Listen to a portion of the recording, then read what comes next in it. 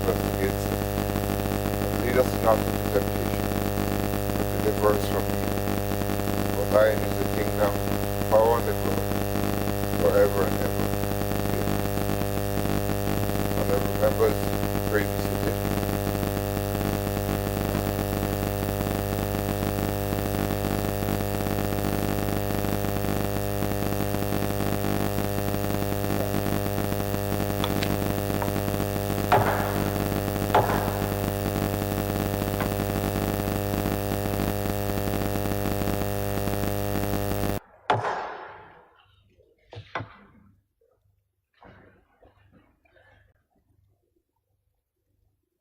This Honorable House is now in session.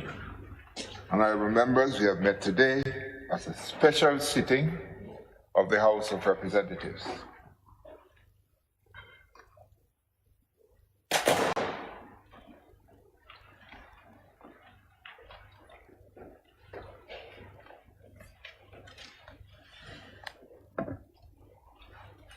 Item number 3, motions. Leader of Government Business.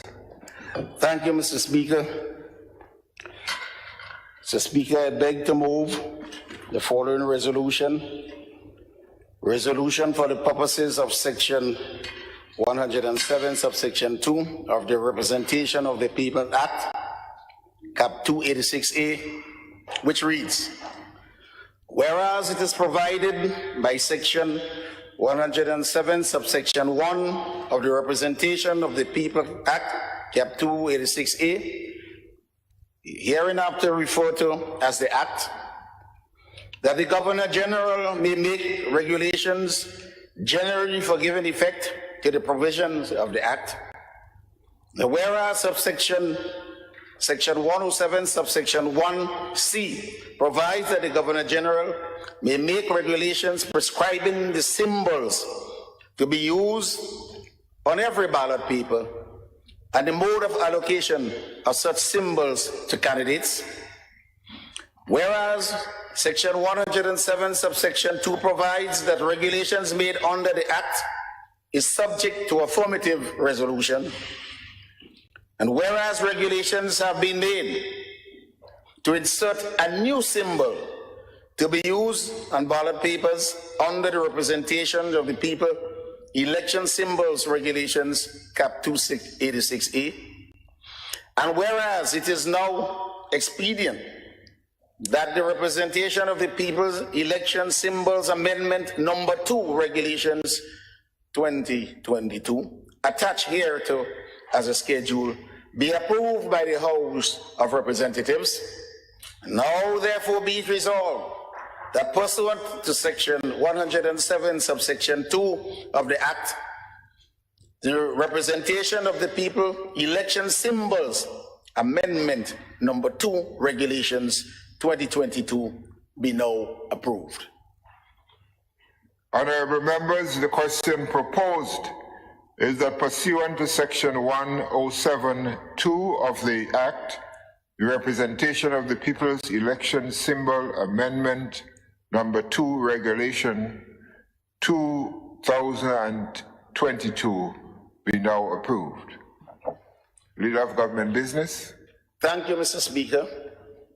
Mr. Speaker, only a few days ago, we came here and approved a symbol to be used on the ballot paper as provided for under the Representations of the People Act.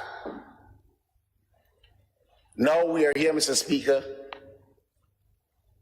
seeking permission to have another symbol be so approved.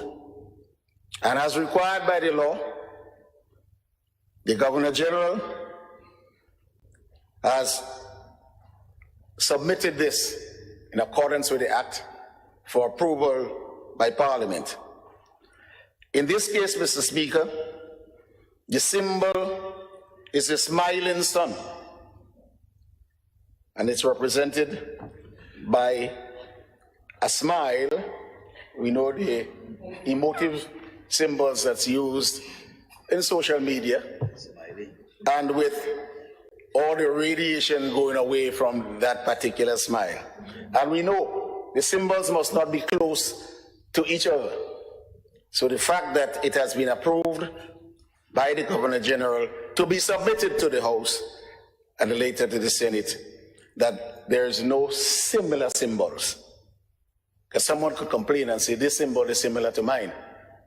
As the member for St. David said, we have not been having this because it has not been used. Many of the symbols, they come, they put them there and they have not been used. Whether or not the individual persons will participate in the elections, or at least people will see the symbol on a ballot paper, we do not know. But as required by the law, we are submitting this new symbol to the Honorable House, Mr. Speaker, for approval. Thank you, Leader of Government Business. Honorable Leader of the Opposition.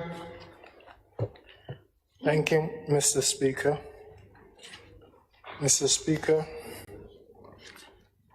it has been just a couple of days we were here, but it seems like the wheel is in motion. To come back so soon, it tells, good Lord say, when you see the clouds set up, you know that it is going to rain. But Mr. Speaker, I stand here today and I think I can say all praise, glory, and honor to the Almighty, because the last time, it seems as if it was the last time. I wonder if this time would be the last time. Mr. Speaker, in my young political history, and I say young relatively, I remember my first real battle was with one symbol called the wheel. Mr. Speaker, you remember the wheel? The wheel in Carriacou. For those of you who are kind of pretty young, that was Elvin G. Nimrod. Then we battled the drum. Remember the drum? Winston Fleury. Then, Mr. Speaker, we had the praying hands. You know, I heard the member for St. David said that there are about 20 symbols there that we could reuse. I mean, both, or I should say all three. The praying hands, Mr. Blaze, the wheel, Nimrod, the drum, Fleury. But you would tell me there are some people in Carriacou today, you want to go and use the drum, or the wheel, or even the praying hands? When I talk about nostalgia and some people are committed to the symbol. I mean, like I said, symbols are inexhaustible. And what we operate with today may be just about 2 or 3 in terms of Grenada politics. Well, Mr. Speaker, I could say a lot about symbols and what they represent, the house, the heart, the star. But I think coming here today in such a short space of time, we were here on Tuesday, and now we're here today. And I think the other place is meeting at 11 today. Then our brother said that he has a big announcement to make on Saturday. One of my former colleagues, MP, asked me if I'm ready to come back into the House. The House has a symbol. But Mr. Speaker, you know, I could stand here today and do some house cleaning and set the wheel really in motion. I don't have a problem with my brothers and sisters sitting here today, and I don't think I will ever will. As a matter of fact, I would say like your leader, I love you guys. But Mr. Speaker, we have now the onset under the umbrella of the House, a few new candidates. And someone called me and said, Mr. Speaker, what Pam did in St. Patrick's, that was not the big gaffe, you know. The big gaffe in St. Patrick's was the selection of that man to be the candidate for St. Patrick's West. I wonder, you know, the question that the Americans and the English and the whole world ask, what did the president know and when did he know it? My question is that I can ask today, what did the Prime Minister know and when did he know it? And should an investigation start? Mr. Speaker, the whole place could get washed. Maybe the house probably needs a cleaning. My friend from St. David's, you remember? January 2018? Mr. Speaker, that man always have a smile on his face. And the first time I got afraid. I'm not usually afraid of people like me. Was when he came to visit me. I was almost shaking in my boots. But we would let sleeping dogs lie, and we would let the symbols that have to be put on the order paper have to be given, let it be given. Brother, Mr. Speaker, I will speak to my former colleague in chambers. Thank you very much, Mr. Speaker. Thank you, Honorable Leader of the Opposition. Honorable Representative for St. David. Yeah, Mr. Speaker, you know, there are a lot of clues going around this time and a lot of hints, people drop it and so on. The way the Leader of the Opposition spoke, I thought that was his symbol, you know. I thought the way he's speaking in favor of the symbol, I wouldn't be surprised if it's his, you know. Because all of a sudden, you have a number of people, it seems that they want to be candidates running independent or with a party, because either a party could make representation to the Governor General for a symbol or a candidate in the election, so it could be independent. And so we're getting a lot of surprises. And the Leader of the Opposition, the last time we said it probably would have been his last sitting. I'm sure you're happy to come back again for the last time, finally. So anything he says now, I can't disagree with him, because even me and him, that's my last sitting, I'll make a big speech too. You know, so I want to wish him well, if that is the symbol, and if he intends to contest. I don't know, I say if that's his, Mr. Speaker, if I'm going out of order, let me know. I'm still speaking on the symbol. You know. The Leader of the Opposition went out, and nobody had difficulty with that. He's my good friend, so I could say that. I said, yes, yes, of course, and I'll still visit him before the election. Right? Yeah, I have to go and have a conversation with him. Because you see, I want him to come back to the house, because that's where he belongs, Mr. Speaker. That's where he belongs, to the house. So regardless of what symbol come out, the house is the dominant symbol and is the symbol that people gravitate towards. So today, while I support the motion for this symbol, I still have the concern, and maybe in the new sitting of Parliament, where I'm sure I will be in the next sitting, the new sitting of Parliament after the elections, we'll have to, I think, look at how we could address this issue of continuously adding symbols, as I said the last time.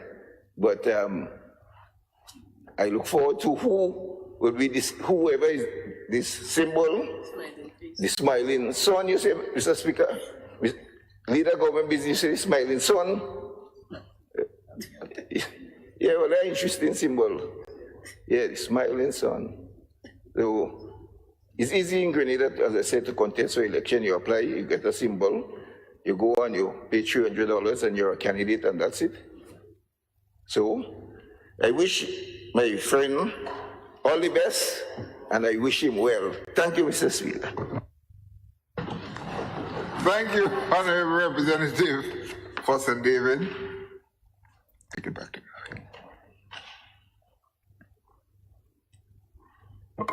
All right, honorable members, we have a photographer from Barbados who is here, and you may wish to, I've given him permission to take a photo while we are in session.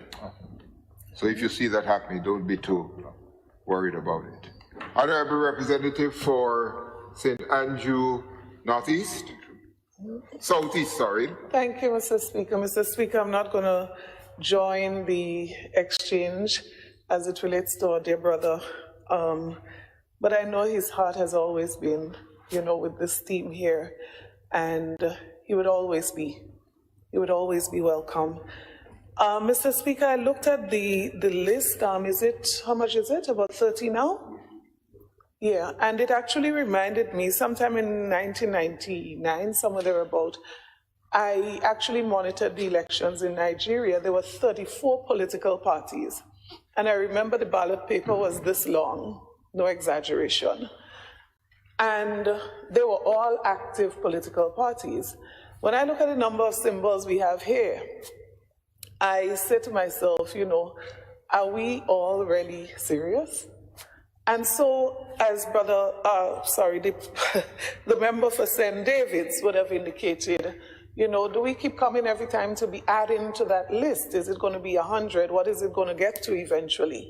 And so I think, Mr. Speaker, when we think about forming a political organization, getting into frontline politics, talking about representation of people and the country and so on, let's make sure we're very serious. I don't know who the persons behind this symbol is, but I'm just saying this is something very serious, and we can't be every Monday morning coming to add a symbol to the list and, water down the whole process, right? And of course, I believe at some point in time, the persons who have active symbols there need to review and decide, do you really want to have those symbols still represented, or could you withdraw them? I don't know. But this is something so very serious that I really want to caution that we don't take it, and make it into something that is just watered down. As I said, all due respect to the person requesting the symbol, I have no clue who they are. But it's just rather interesting. We have just a handful of political parties that have been contesting the general elections here, but we have a long list of about 30 symbols to represent organizations. Thank you. Thank you, Parliamentary Representative for St. Andrews Southeast. Leader of Government Business? Oh.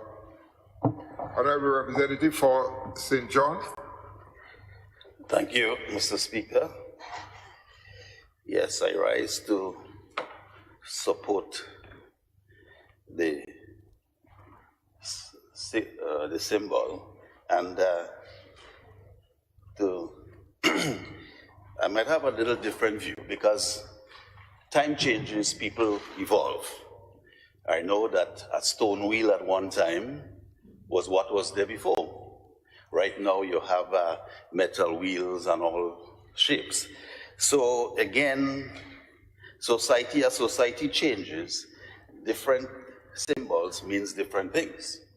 So it has to be a dynamic thing. You have to have changes, right? And even if you have 1,000 on there, to me it doesn't matter. If I have to come to Parliament to do my job, I'll do my job.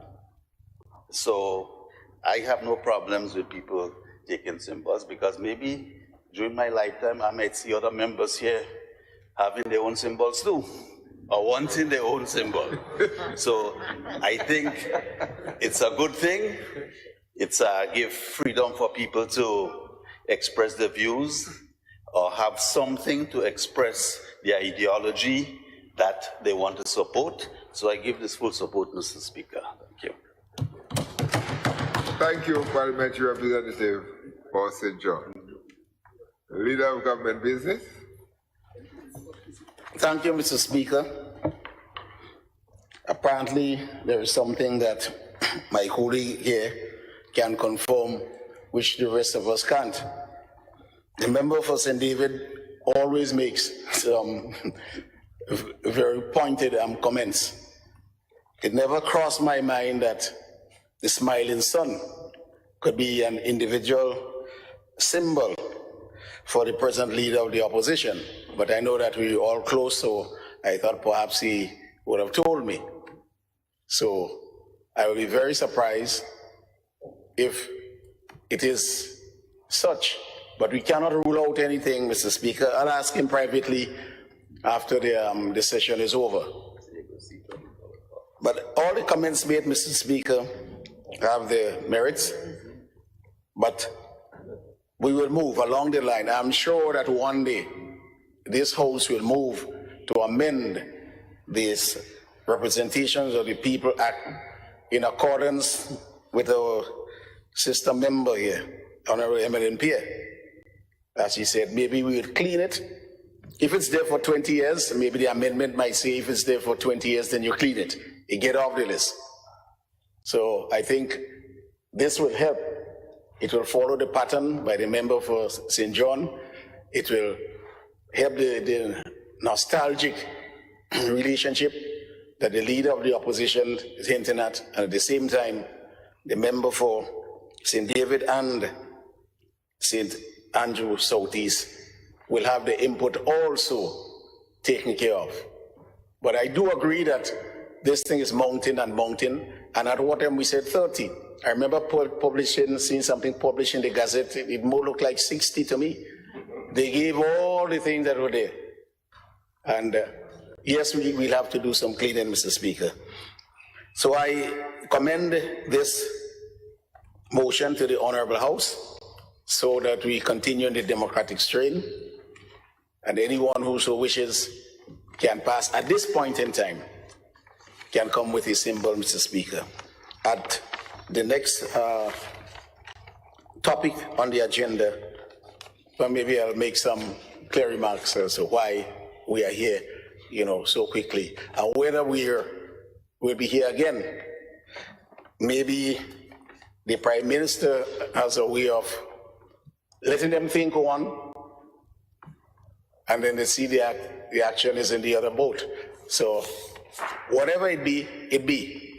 But as for now, Mr. Speaker, we recommend this a motion to this Honorable House. Thank you, Leader of Government Business.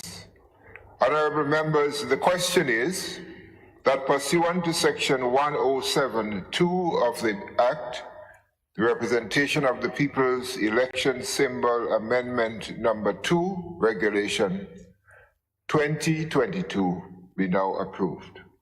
Those who are of that opinion, say aye. Aye. Of the contrary opinion, say nay. Think the ayes have it? The ayes have it.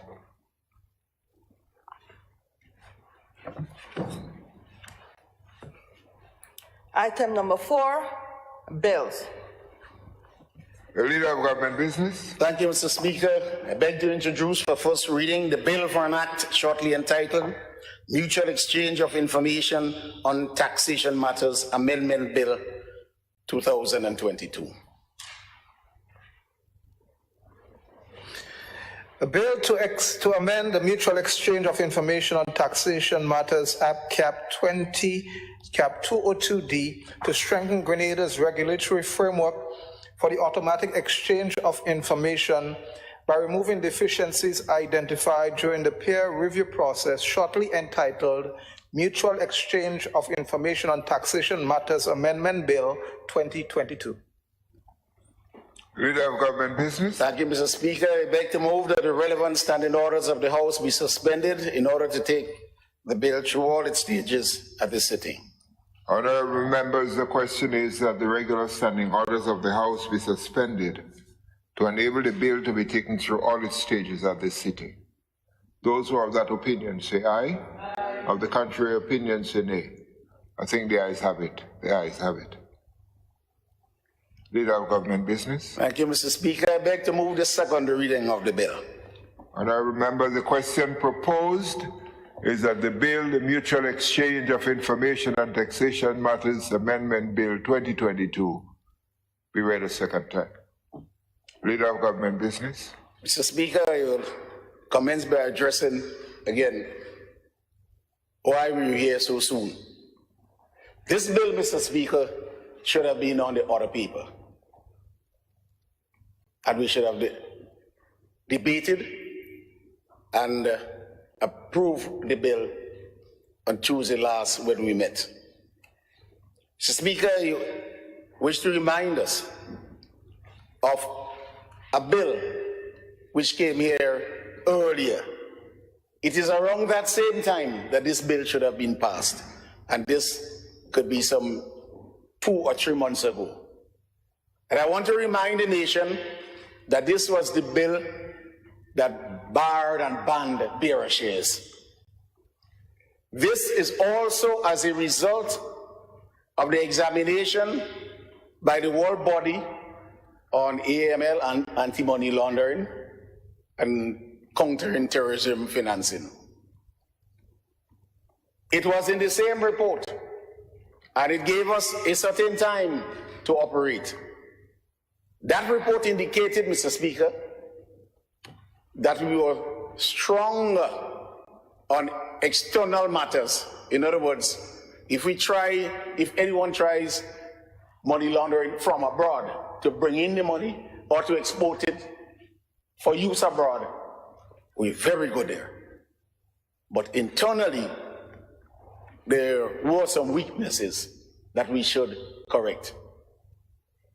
Obviously, the bearer shares was the one that Legal Affairs pushed, because from the examination from this body, made up of foreigners, mainly, talking with our people in Grenada, we got a distinct impression that we moved speedily on this one. And so we came here, and the members supported the bearer shares, which is, you have a share certificate, no name. It says pay to the bearer of these shares, or the bearer has certain rights in certain areas, but you don't know who that person is. And again, sometimes you operate through a third party, a legal firm, or some representative. They say none of that. You could do it, but you must say who the beneficiary, the final beneficiary is. So it's no bearer anymore. It's not the person who receives all the benefits. And we made the amendment in this House, Mr. Speaker. This should have been done about the same time. But if the persons involved realize that if we did not get this one out of the way, because they come and they examine you and you hear from them where they put in weight, so they place a lot of weight of that, so we got this out of the way. And we must never forget, Mr. Speaker, the ramification of not doing it. We know about the blacklisting. If you're black, you know about correspondent banking. All of it, they could shut the country down. Nobody wants a name on the list because of the terrible consequences to the country, to the economy, if we let that happen. Throughout the region, and everybody listens, and you hear a list come out, and we say in the forefront of that movement is European Union, but so is Canada, so too is the United States. The UK is now out of the EU, so they're all there. The big, powerful countries of the world, the G7 and the G20, you'll get nothing from them. And you cannot buy or sell or trade in goods where you have to use a foreign currency, because you'll be banned. There'll be no correspondent banking for you to get your EC dollars into US, a pound, or EU currencies. This is a requirement, Mr. Speaker. And it should have been debated and passed so that Legal Affairs could tell the organization that we have made the amendment. They have to do it today, Mr. Speaker. And besides, if it's passed by the Senate later, then Legal Affairs will be able to send it up.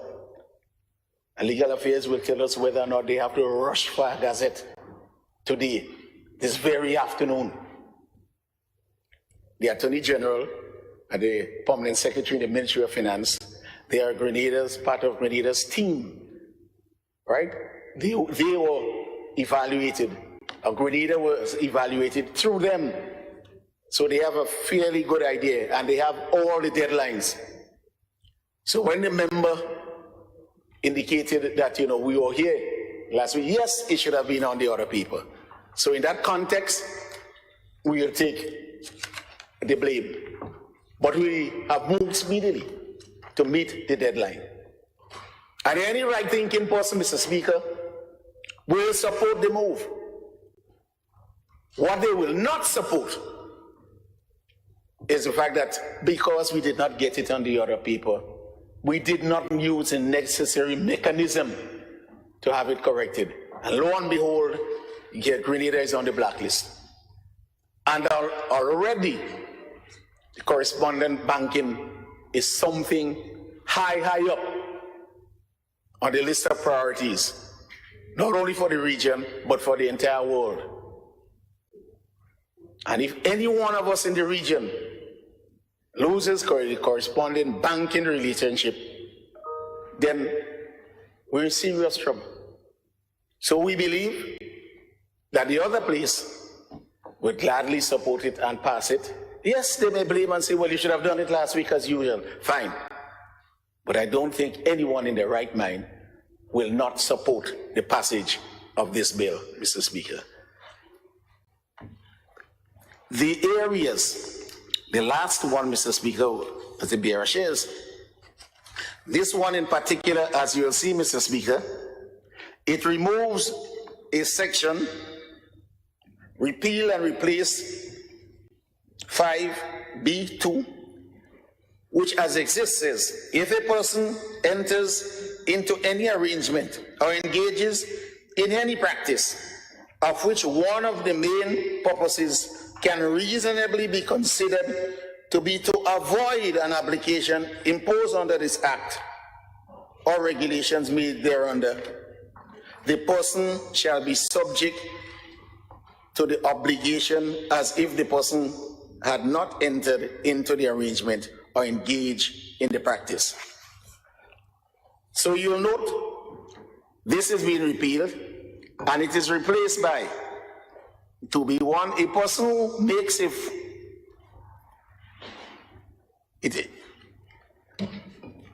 says that if you make a false statement, it's there, then you're subject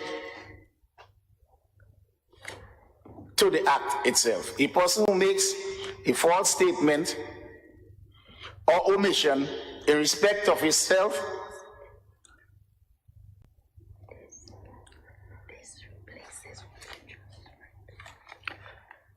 this, Mr. Speaker, replacement of this is if a person enters into any arrangement or engages in any practice, the main purpose of one, or the main purpose is which to avoid any obligation under this act or its regulation, the arrangement or practice may be deemed not to have been entered to.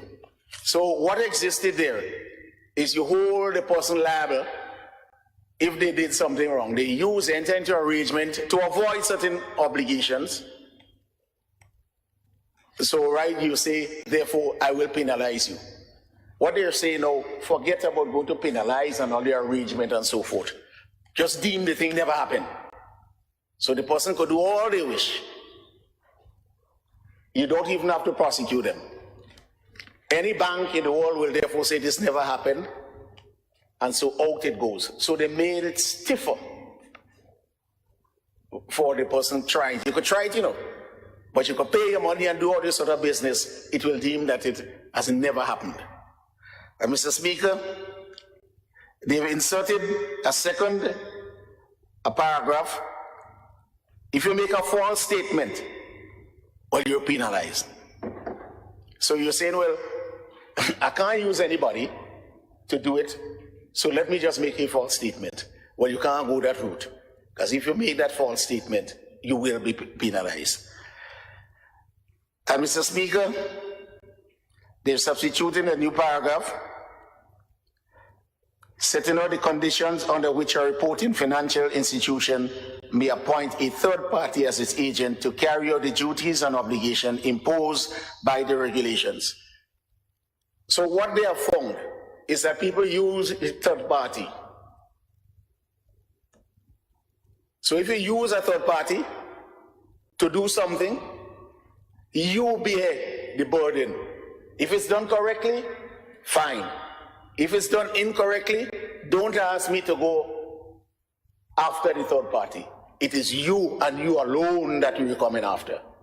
So you can't pass anything off through a third party. This, Mr. Speaker, is the general context of the bill and tightening up anyway. And when these people come from abroad, they have gone around the world and they have seen what had happened in other areas, and they're coming to close any loophole in the various countries that they are evaluating. In Grenada case, these are the two main issues. There are others, but not as significant as this. So I don't believe that we'll be coming back here anytime soon with a bill that is overhead for blacklisting. They may come again and they may write in the next couple of months and say, you should move. And the other two recommendations, so be it. And I believe it will be brought to this honorable place. So, Mr. Speaker, I recommend this bill, the amendment to the Information and Tax Matters Act, for its second reading.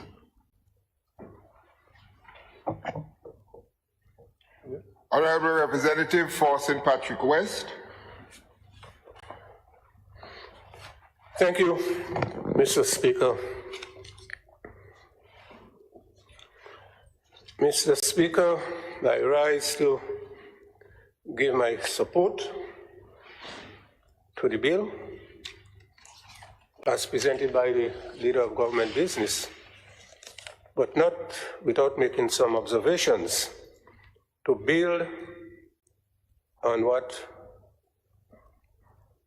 some of the observations I made in this House a couple of months ago when this bill was first presented. Mr. Speaker, the fact that we are here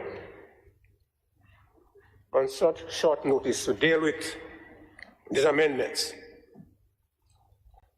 in my opinion, Mr. Speaker, it speaks to a level of indecent haste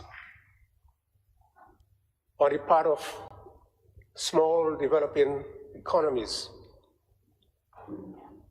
to respond and to satisfy the desires of the more developed countries, the OECD countries. Mr. Speaker, two things I want to raise. We speak of peer review. I would like to know who, the composition of that peer group and what influence the small, vulnerable economies have in that group, if they are members at all of that peer group, that is doing the review to determine the deficiencies that we have to address to satisfy their main requirements, not ours. We are not a victim of terrorist financing, and neither do we, as I know, contribute to that in any way. In the same countries, the terrorists come from the same countries, and their allies, not the small developing countries in our region. But yet we have to stand the consequences of not responding immediately. And it's no longer informational request, it's automatic now. You don't have to request it anymore, you have to provide it, even though they do not request it. Because that's what the peers, the group, when they meet in the forum, that's what they decide. Mr. Speaker, we know as a fact that 9/11 changed the face of global financing and networking among financial institutions. That infrastructure was destroyed. And therefore, this whole issue of it was the terrorists who financed what happened at 9/11 and the use of London money, we cannot escape the consequences. But the point I'm making, Mr. Speaker, what are we asking in return for the additional cost that the banking system in our country has to endure, that we ultimately have to pay for? Because when you look at the plethora of charges now by commercial banks, it makes no sense. Because when you add up those charges, it's more than the interest you get on your savings. So why save? And no one, and this is where I am a bit annoyed with the CTF, Caribbean Financial Action Task Force. They are not forceful enough, Mr. Speaker, in demanding that those countries who are seeking our assistance, and because they have the big stick, they can blackmail, they can get a bank to discontinue the correspondent relationship. We are the bank, the risk. That's what they do, they're the bank. They cut you off. Mr. Speaker, recall the time when we were least developed, at a lower level of development. Check how many foreign banks we had in Grenada.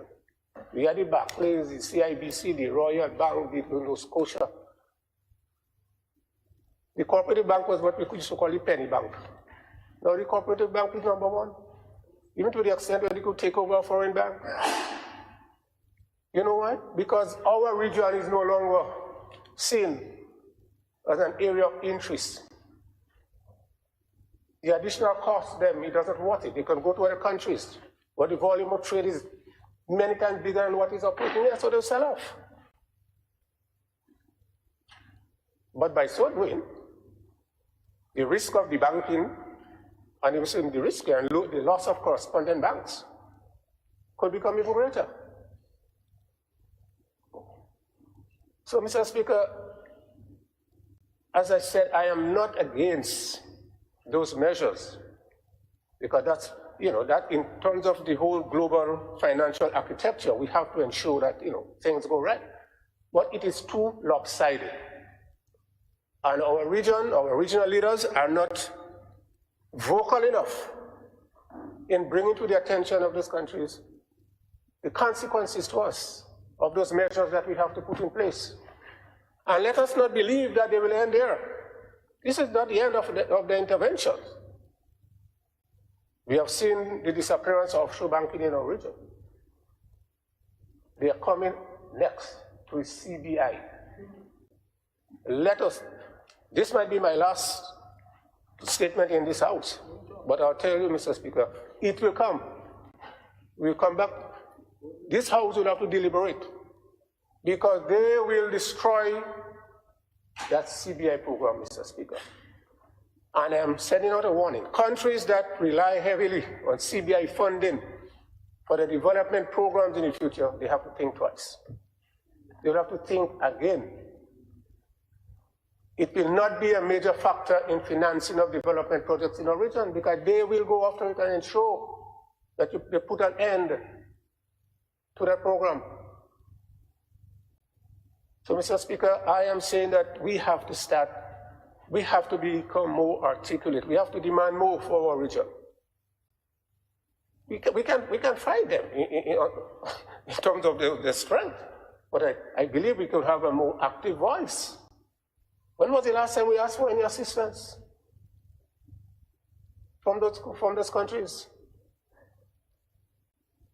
Mr. Speaker, again I ask, peer review by whom? Who comprise those peers? And what influence do we have in that forum, Mr. Speaker? None. If we are members at all, we just have to accept what they dictate or bear the consequences. But, Mr. Speaker, I'm saying, even if it may not result in any positive action, but just having that voice, being more vocal in understanding the consequences to our economies of threat of blacklisting, debanking, and the risking, whereby you lose all of your correspondent relationship. That's the big stick they hold over your head to force us into compliance. And we hastily move to do so. As the member said, we can't even wait for a new term. We have to do it now. That's not fair. Mr. Speaker,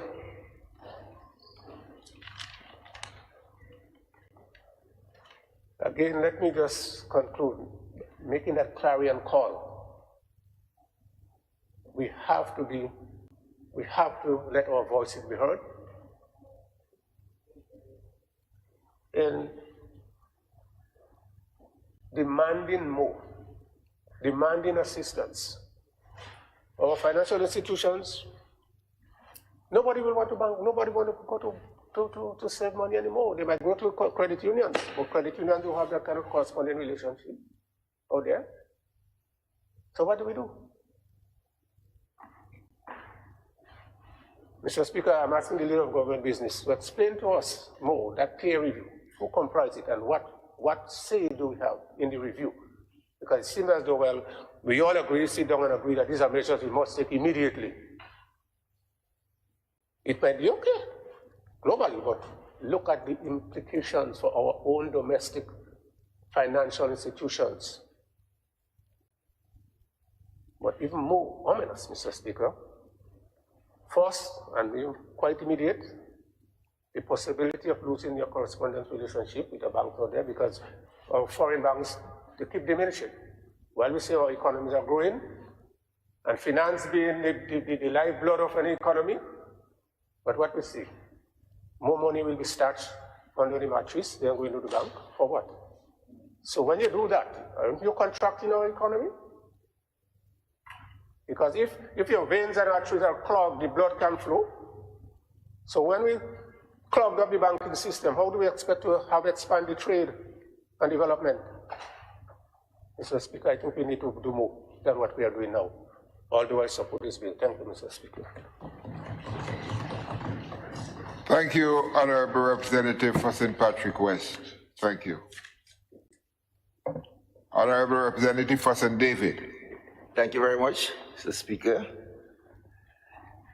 Mr. Speaker, we made an amendment to the Principal Act in 2017.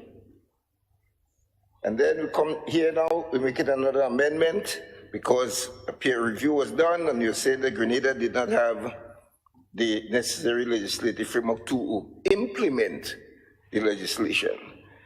And when we complain about the way we are treated, they give this one a very nice name. It's called the Mutual Exchange of Information on Taxation Matters.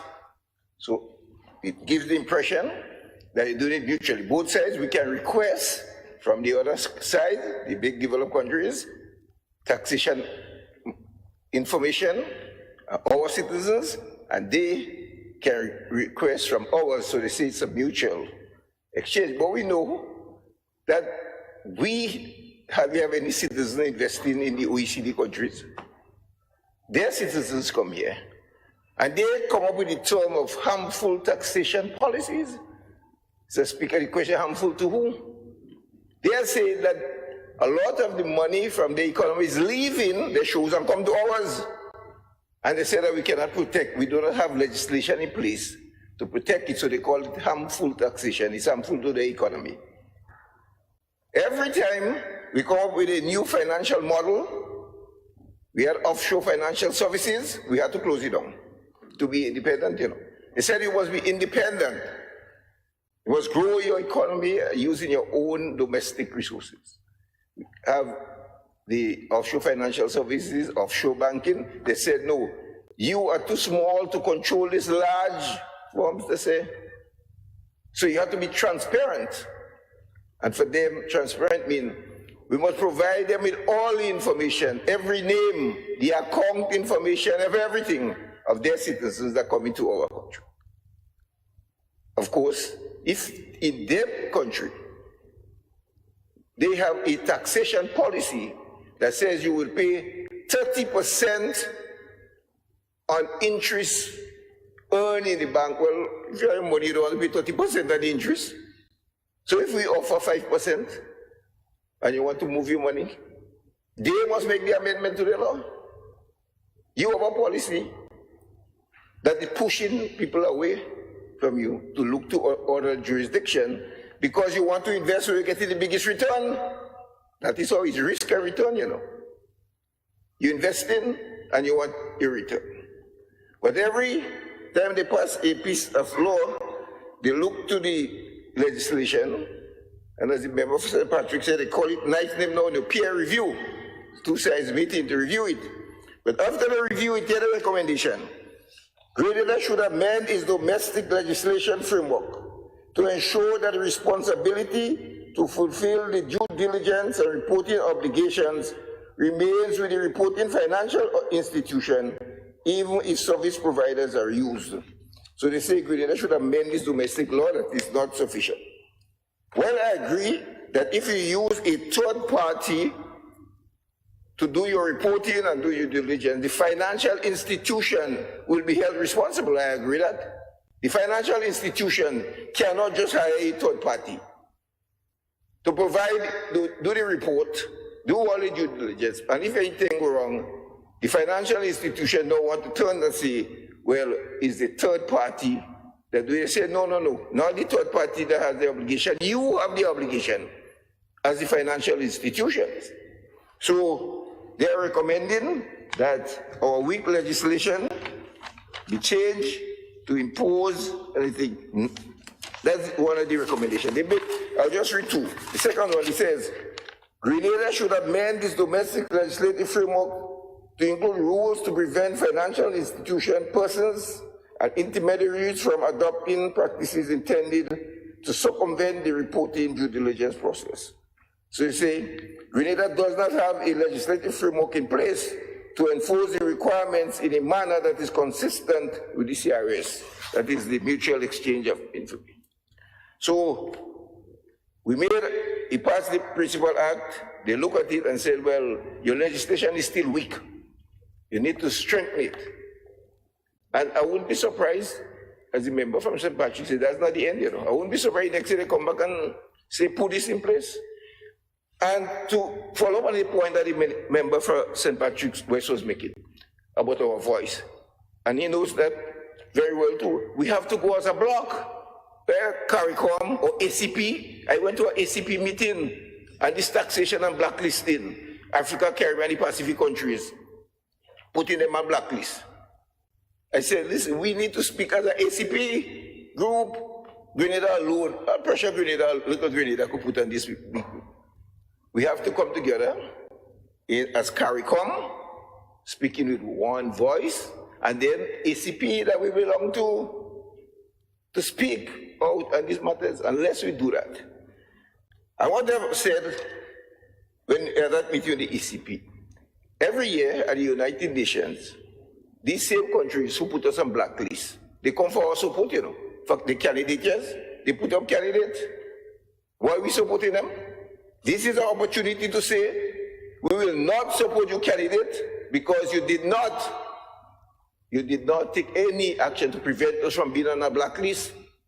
In fact, some of them move, because we know the country. The last time Grenada was on the blacklist, we know the country who went to the European Commission to say, we have some citizens in Grenada, we cannot get them to report, and they put Grenada on a blacklist, just so because they went to the commissioners and report Grenada, and you get on a blacklist.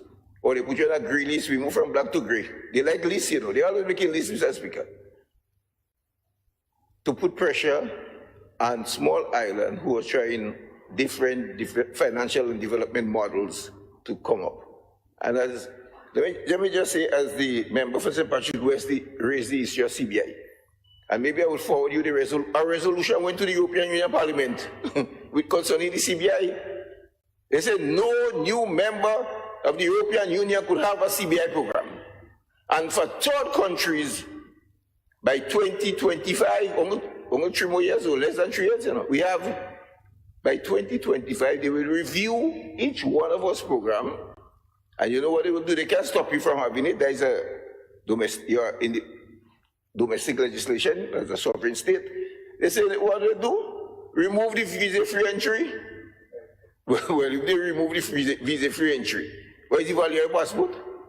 People they want the passport because you could get visa-free entry into Europe, but they have made it clear that they will review our program, CBI program.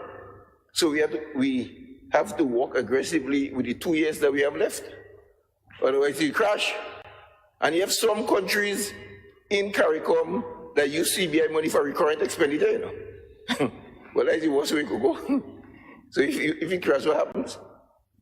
We use our National Transformation Fund to transform the economy and use it on the capital side.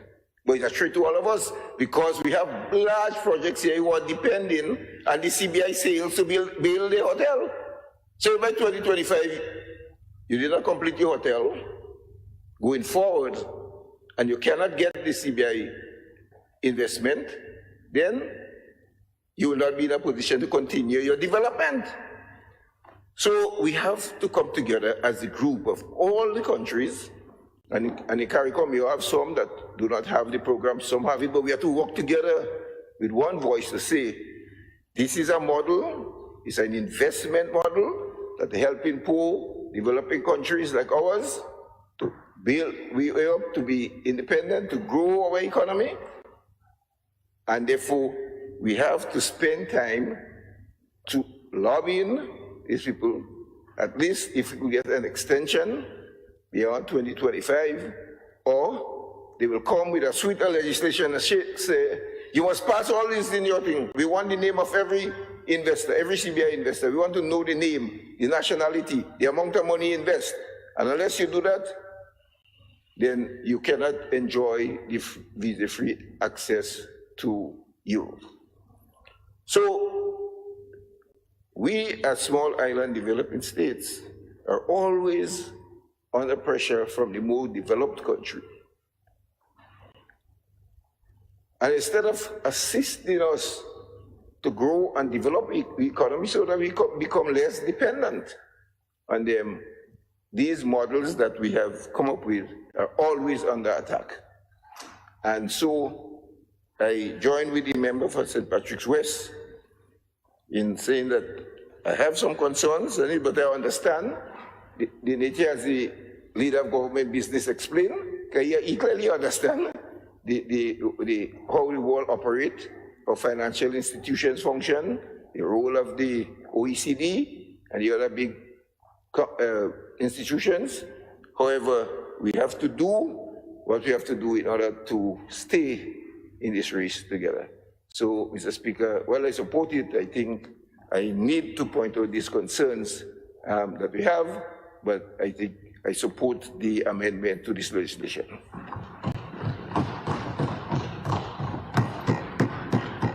Thank you, Honorable Representative Foster David.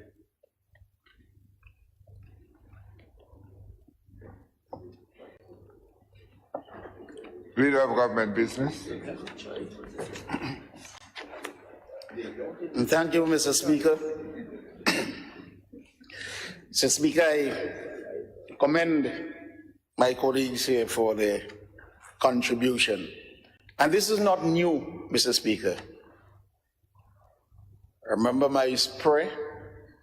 Lord, help us to change the things that we can change and help us to accept and move forward those which we cannot change.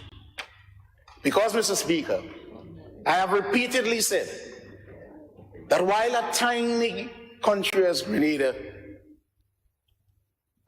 must move along, we must ensure that the people at the helm understand how you operate in this environment. It is not Grenada alone, as small as we are. It is a world environment. And if you don't understand how to move through the maze, then you perish. I have listened, Mr. Speaker, on becoming Minister for Finance, to the cries of many of our Caribbean leadership, the prime ministers of the region, who most of them are the finance ministers. And we have listened to passionate plea from many of those, the same plea. I remember in one case, Mr. Speaker, the Prime Minister of Barbados said that for 32 years they have been fighting. And lo and behold, it appeared as if we were getting a breakthrough. But in order to get that breakthrough, you have to go on a program with the IMF. So then, back here, the powers that be. In one case, Mr. Speaker, It fought and fought to be reclassified. You know, it's your GDP, your per capita income. So in Grenada, while it may appear high, you still have a small economic inertia. An economy store. That flywheel, the economic flywheel cannot turn. You know, it is useless. Because you get not even the shocks as if you got in the region. You. A little shock, and then you falter. No, a flywheel keeps you going when you have variation in either supply and demand, in the movement, in the drive, the input and the output. In one case, Mr. Speaker, we were saying do not use per capita income alone. The IMF team agreed with us. That's many years ago. And they have been fighting. I repeat, while we blame the IMF organization for a lot of things, who are the bosses? The G7. They came back and said, we fought for you. The managing director, the Western Hemisphere manager, Eastern, all of them, they fought for us. I had to compliment them. But they came back and said, we did not get through. So you must continue to be ranked and rated by your per capita income. If it's $12,000, you can't shift. The HIPC, highly indebted poor countries, the per capita income is very low. But when you look at how they operate, yes, they have many people. So you have many pockets of poverty. They get certain benefits that we in the region could never get. But I could tell you, the economic flywheel is strong. Shocks and so forth, it will go through. Not like ours, and you stall. So we asked them to use different metrics. Lo and behold, no way. So many of the things that we're fighting for, yes, we must make our voices heard. But when the big institutions like the IMF even fight for you and they cannot get through, you must recognize the pause that's there. And you have to strategize, and it goes beyond making your voices heard. I have a particular way in mind that I will not discuss, Mr. Speaker, here, because it is too revolutionary. And it has its pitfalls as well. But we cannot, I agree, continue to survive or to operate in this manner without doing something. I agree. I do not believe that we'll get very far though. In many instances, unless we do the ultimate thing, and we may get through, or we may pay the penalties. So we have to organize, we have to understand the environment we're in and how we must traverse our motion in order to move forward. Mr. Speaker, remember, the churches, they thought that they could escape it. But down in the Middle East, a particular church, it may not be a Christian church, as we're familiar with here, got involved. The people putting monies in a church and helping an illegal organization. Whoa, and behold, every church. Can't tell them you're not there. They've called it non-profit organizations, and you can't escape. If they ask the state to look at you and to make you report, you have to. So we have to work with the powers that be, and this is what is happening here now. So we cannot sit idly by and let the strap fall on us without doing what is necessary. So I appreciate Minister Joseph and the members for St. Mark. He was a Minister for Finance, he understands. And I remember he's coming, he's always mad.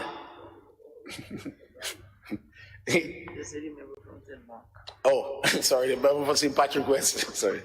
Yes, and he time and time again, he will come. And we all seeing the same thing, that we're pushed and we have to do something. We have to do it collectively, yes, but we have to do even more. And it does not stop. As a matter of fact, Mr. Speaker, the committee that we have set up to look at the liability and how we could move forward, the pension judgment. They brought in the cessation of revenues from the CBI. Everybody in the world is looking at it. The governor of the Eastern Caribbean Central Bank, his team met with the Treasury Department of the US. And we know what the outlook is. It is not easy going forward.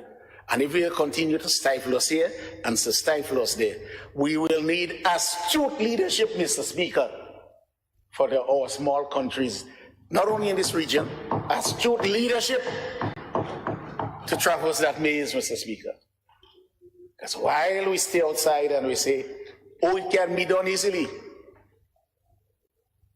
we must never forget that. And what I am happy with, Mr. Speaker, the members here, they feel for our population.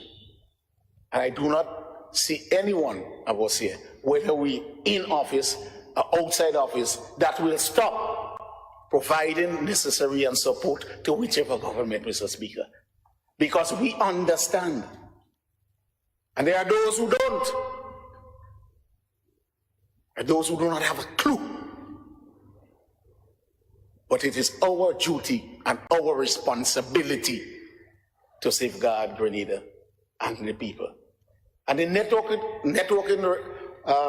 indicated by the member for St. David is very important. We cannot do it by ourselves. We must be able to persuade others to come along our side. And not only others in the Caribbean, Mr. Speaker. We must be able to persuade those close and at the highest economic levels. In other words, you must target even the G7 and the G20. Not reach the G7 only, but we could walk our way up and have that link, because it is only through them our countries, small, dependent countries, will be released from the plight that we are under. So if we understand this, Mr. Speaker, many people will not be able to sleep, you know. As you walk in the environment and you realize what is happening and you see the task ahead of you to meet the challenges, so you can't sleep at night because you or even Grenada might be doing better than a lot of the other countries, but when you look at them and you realize maybe some of it is not of their own doing, then you have to say, oh, we have a task ahead of us. So, Mr. Speaker, for the benefit of the leader of the opposition, who I'm sure he understands the situation too, we did not come back here for no reason at all. We came back here for a very, very important reason. And that is to ensure this was bad. And as the board member said, this is only the start, you know. It will keep coming and coming and coming. What we have to do is to think ahead and move the economy in such a direction so that if it hits you, and you know what is the next wave, the solution, everybody's going to move to the digital area. So they'll move away from the CBI and the others, and the attack will be on the digital area. Digital money. That's where the attack will be coming from. That's what will be attacked in the very near future. In fact, it has already been attacked. So, Mr. Speaker, I compliment the contributions made by my colleagues, and I present the bill for its second reading. Thank you, Leader of Government Business. Honorable members, the question is that the bill, the Mutual Exchange of Information on Taxation Matters Amendment Bill 2022, be read a second time. Those who have that opinion say aye. Aye. Of the contrary opinion say nay. I think the ayes have it. The ayes have it.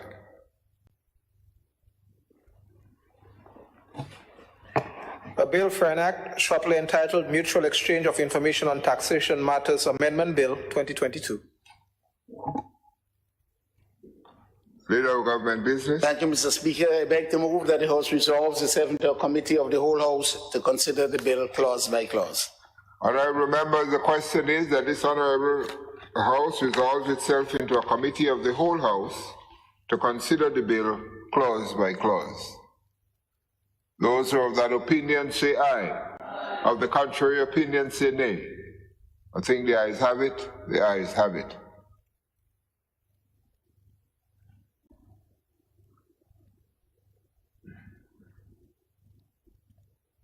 Honorable members, this House is now in committee. Clause 2, amendment of Section 16 of Principal Act.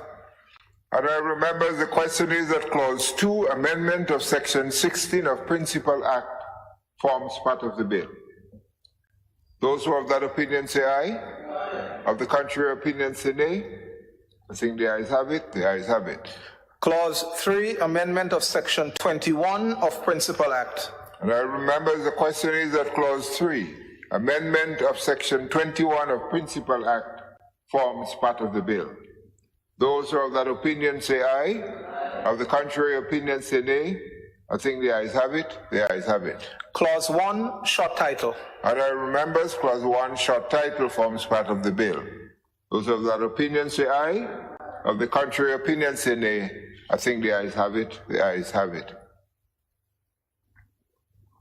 Leader of Government Business. Thank you, Mr. Chairman. I beg to move that the House resumes and the Chairman of the Committee reports progress on the bill. Honorable members, the question is that this Honorable House resumes and the Chairman of Committee reports progress on the bill. Those who are of that opinion say aye. Of the contrary opinion say nay. I think the ayes have it. The ayes have it.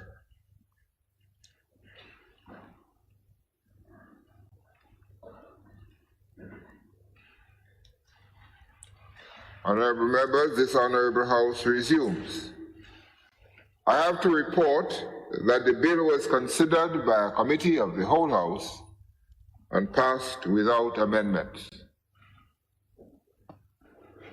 Leader of Government Business. Thank you, Mr. Speaker. I beg to move that the Chairman's report be adopted. I remember the question is that the Chairman's report be adopted. Those of that opinion say aye. Of the contrary opinion say nay. I think the ayes have it. The ayes have it. Leader of Government Business. Thank you, Mr. Speaker. I beg to move the third reading of the bill. Honorable members, the question proposed is that the bill be read a third time. Honorable members, the question is that the bill be read a third time and passed. Those who have that opinion say aye. Of the contrary opinion say nay. I think the ayes have it. The ayes have it. A bill for an act shortly entitled Mutual Exchange of Information on Taxation Matters, Amendment Bill 2022.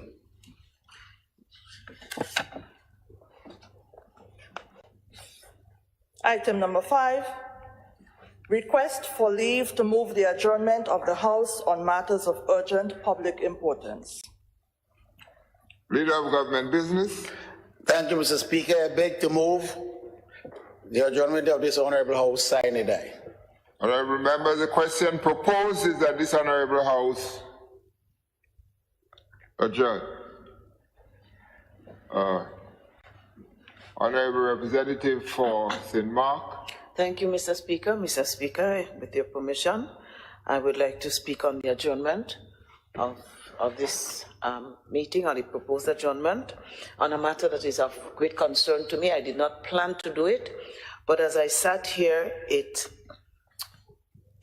plagued me as it has plagued me over the last couple of days, and I just thought that I should raise it. Mr. Speaker, on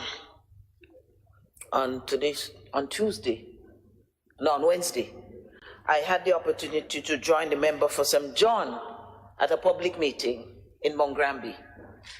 And Mr. Speaker, we had a chairman, and while the chairman was speaking, a gentleman accompanied by a lady came almost up to his face and was filming the program.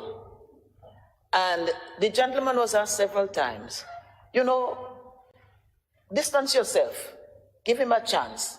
And especially in the time for this time where we need to observe social distancing, it was even more offensive than it would normally have been. And the gentleman refused, and he said it was his right to record. And, you know, some of us, and including me, as we said, well, the speakers have rights too. And so you have a right. Can you distance yourself?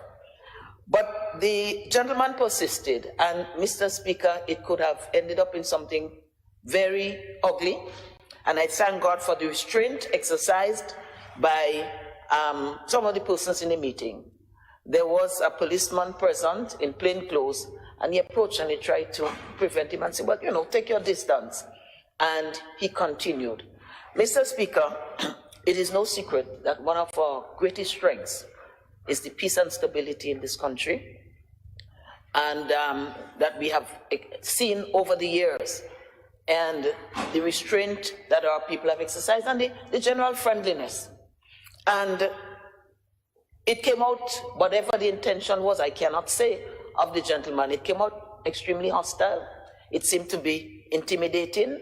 At one point, it got the chairman a little bit flustered, because it's hard to focus on what you're saying and have somebody who you don't know, whether it's friend or foe, just in your face with a camera. And I know we're going into what is sometimes termed the silly season, and we all know that election is in the air. Mr. Speaker, I want to hope that this was just a fluke, you know, an isolated incident. But I think we need to guard against that. I hope that we can look at some sort of law keeping in our public meetings. But I want to ask every one of the parties that would be involved in the elections and every one of the candidates to ensure that whoever their supporters are, and there's a new one that we don't know, a new sunshine face, I don't know, whatever it is.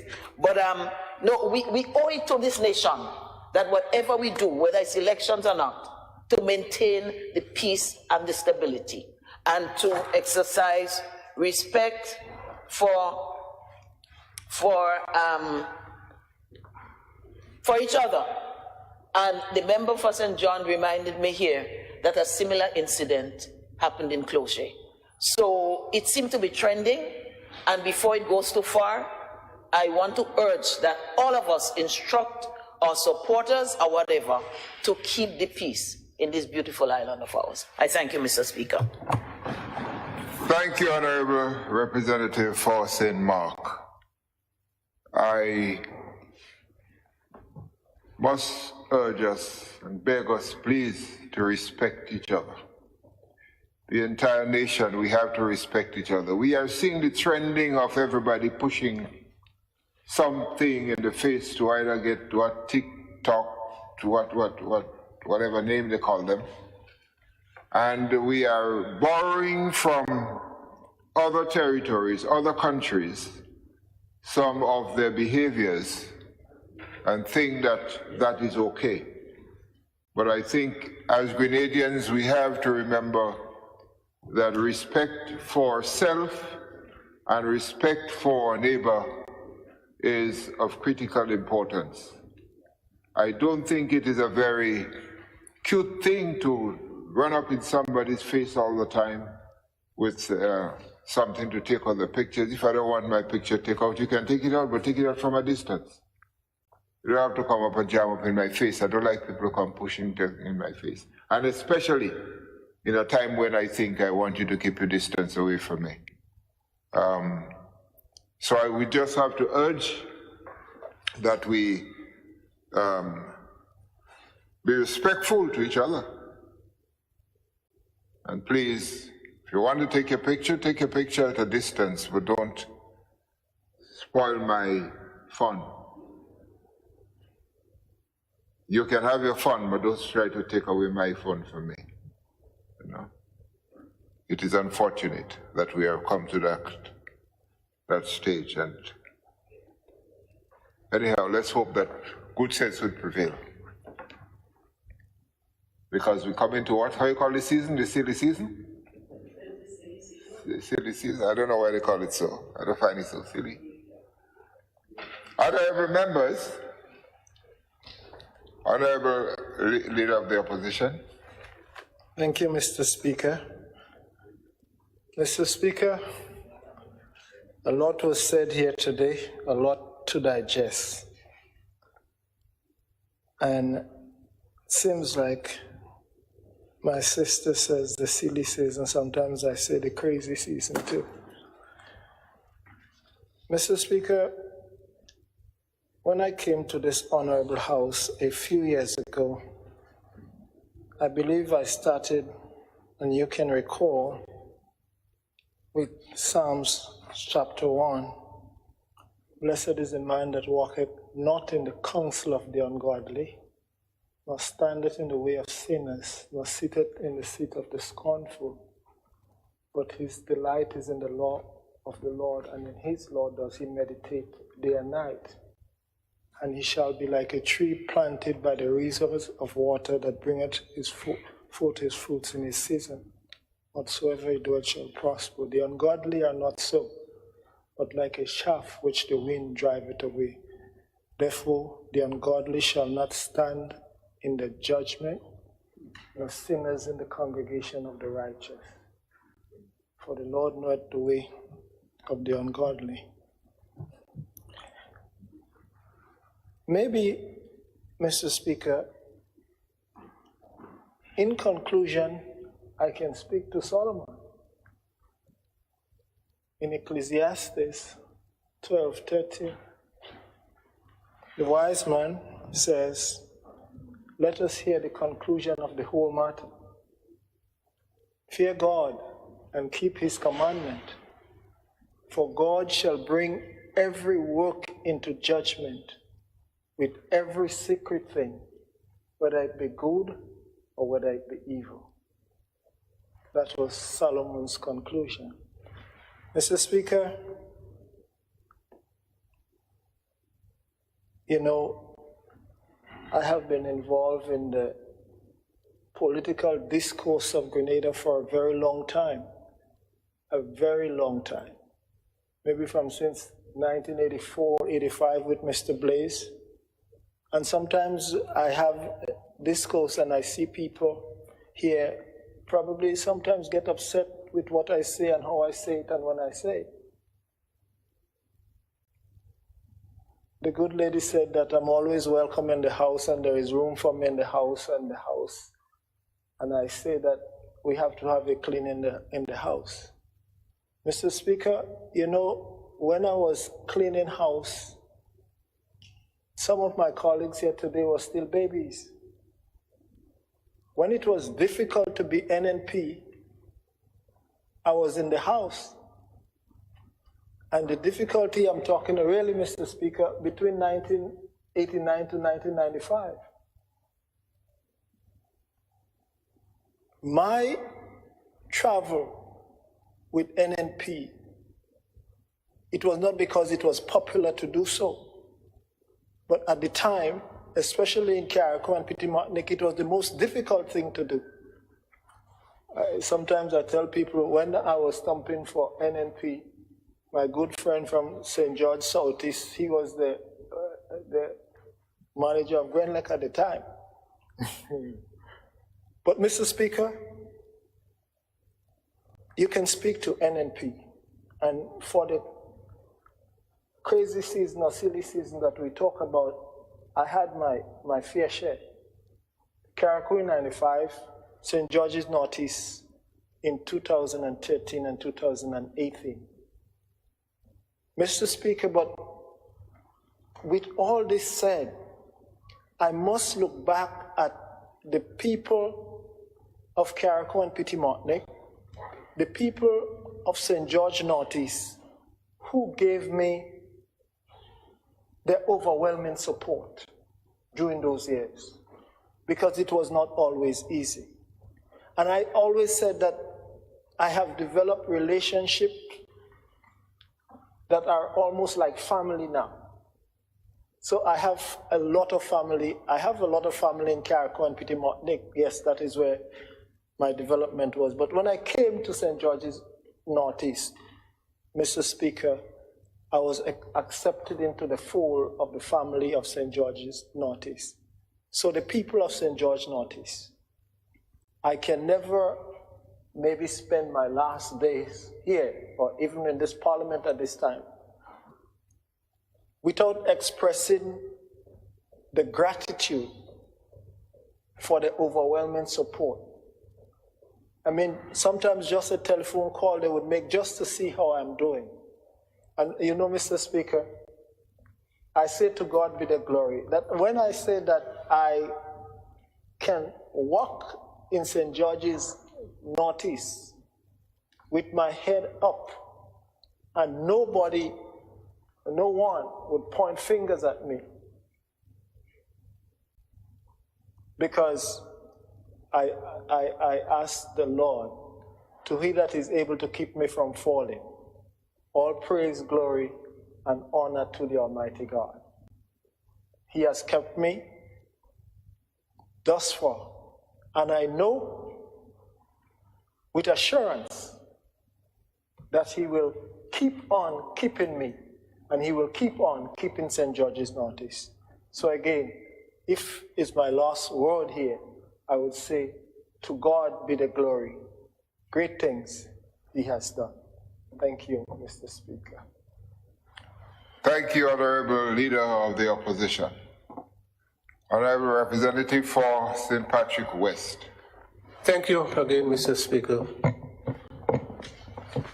Mr. Speaker, I think it is well known by now that I will not be offering myself as a candidate or potential candidate at this upcoming or any general elections in the near future. As I said not too long ago at a public meeting in Sautez, and to quote my good friend here, who seems to be a pastor, in the book of Ecclesiastes, chapter 3, it is said that there's a time and purpose for everything under the heaven. And there are times when you have to make your entrance, and times when you have to make your exit. I believe, Mr. Speaker, that after 25 years in the political vineyard, it's time for me to make my exit. And therefore, it seems, by all intent and purpose, that this will be my last sitting in this House. And I therefore wish to take this opportunity to say thanks to the people of St. Patrick West who have supported me over the past 25 years, to the extent of giving me victory in 4 of the 5 general elections that I contested, 3 of which I'm very happy to say that I was a member of the team that provided clean sweep, 99, 2013, and 2018. Mr. Speaker, if it was not for the overwhelming support of the residents of St. Patrick West, that was not going to happen. And therefore, today I say thank you very much to the people, the residents of Hermitage, Montreach, Montreux, Snellhall, Lafortune, Madez, Lamourde, Mali, Sautez, Montcraven, Chantemal, Davy, Prospect, Mount Williams, Redmond, for your tremendous support and encouragement. And it was indeed a pleasure serving you as your parliamentary representative in this noble institution. Mr. Speaker, when I started, I prepared in 1997 a 20-year development plan for St. Patrick. Not only St. Patrick, but for St. Patrick as a whole. And that document was entitled St. Patrick 2020 Vision, my plan and vision. Today, Mr. Speaker, I can look back and say that in that plan, I have accomplished some of the tasks that I started off, endeavored to complete, but there are still a number of plans, projects that ought to be implemented. And I therefore wish that my successor will continue, because government is a continuum, whether it is NNP or NDC, government is a continuum. And you know, there is this habit of, okay, if a government change and projects come to a halt, once projects are good for the country, Mr. Speaker, they should be continued by regardless which government from which party from the government. And therefore, I'm looking forward to see a continuation of the major projects that we have started in St. Patrick. To the members of staff of my parliamentary office, I want to say thank you very much. Some have been with me from inception, showing their loyalty and support. Others who came along, I want to say thanks for the service you have rendered.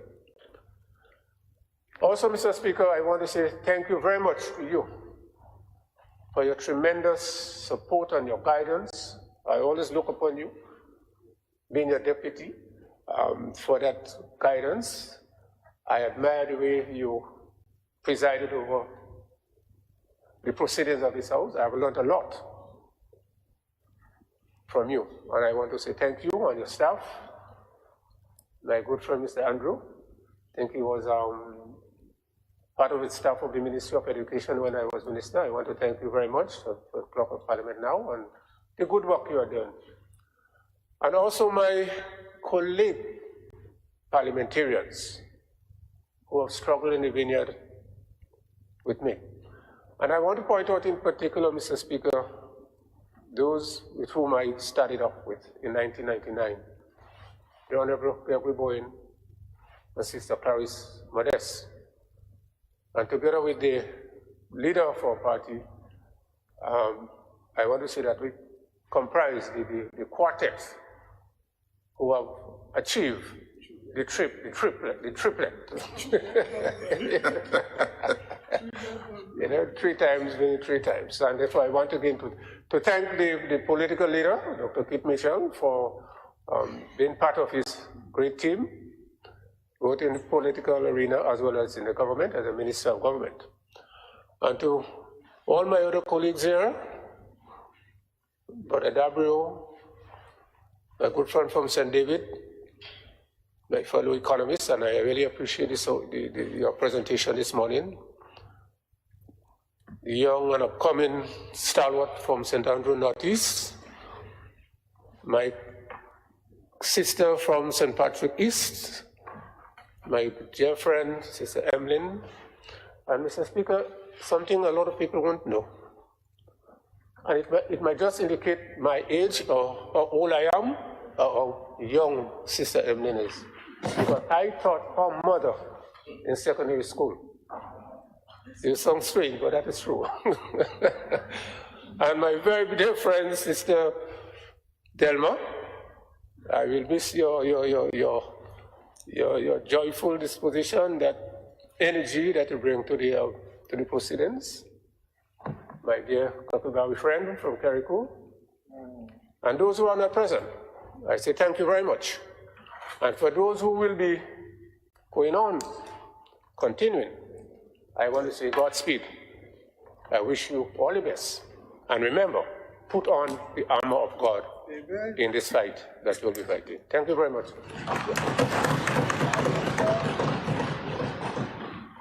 Thank you very much, my dear friend, my deputy. I was listening to some farewell speeches there. Farewell speeches. Some people don't make farewell speeches. Honorable members, as we said before, it was a short meeting today. Sitting would be a short one. But we learned that the Senate meets afterwards. And so I'm going to put the question. Honorable members, the question is that this honorable House now stands adjourned. Sine die. Those of that opinion say aye. Of the contrary opinion say nay. I think the ayes have it. The ayes have it.